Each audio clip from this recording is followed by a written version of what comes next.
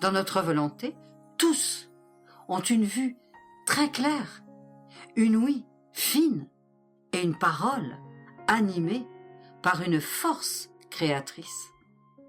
Ils auront de la faconde, toujours quelque chose à dire, si bien que tous seront dans l'émerveillement. Même les cieux, charmés, se pencheront pour les écouter. Les enfants de ma volonté seront la joie de tous et les véritables narrateurs de leur Créateur. C'est alors seulement que nous trouverons des créatures capables de parler de nous, puisque ce n'est pas elles qui parleront, mais ma volonté qui parlera en elles. C'est uniquement et exclusivement ma volonté qui sait comment parler de notre être suprême. Par conséquent, continue à écouter. Dès que la créature possédera notre vouloir, tous ses actes, petits et grands, humains et spirituels, seront animés par ma volonté pour s'élever entre le ciel et la terre, se mêler au ciel, au soleil, aux étoiles et à toute la création.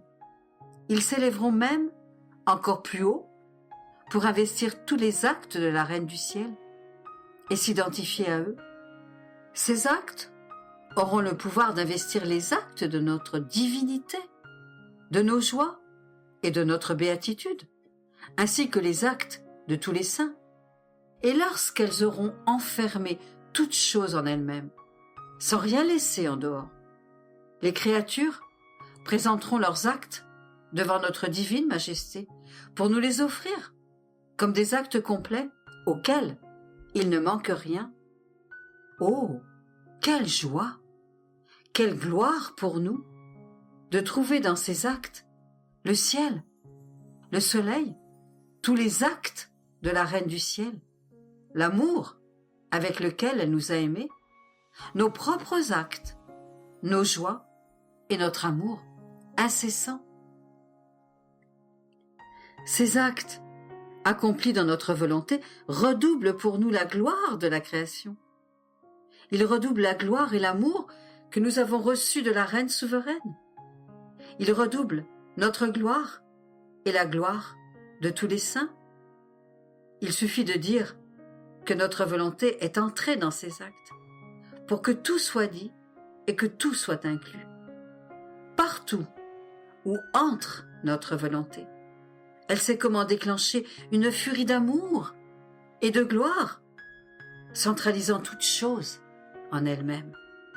Après tout, elle a un droit sur toute chose, puisque tout lui appartient. Les merveilles que ces actes accomplis dans notre volonté forment dans l'âme sont indicibles. Notre divin fiat forme à travers eux des mers d'amour, non pas des mers qui murmurent, mais qui parlent.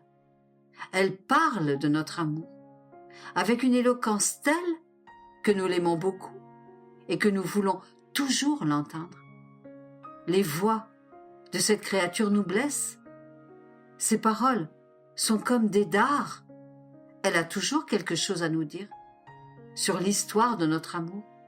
Et cela nous plaît tellement que nous l'écoutons toujours avec attention. Nous ne voulons rien manquer de ce qui concerne notre amour.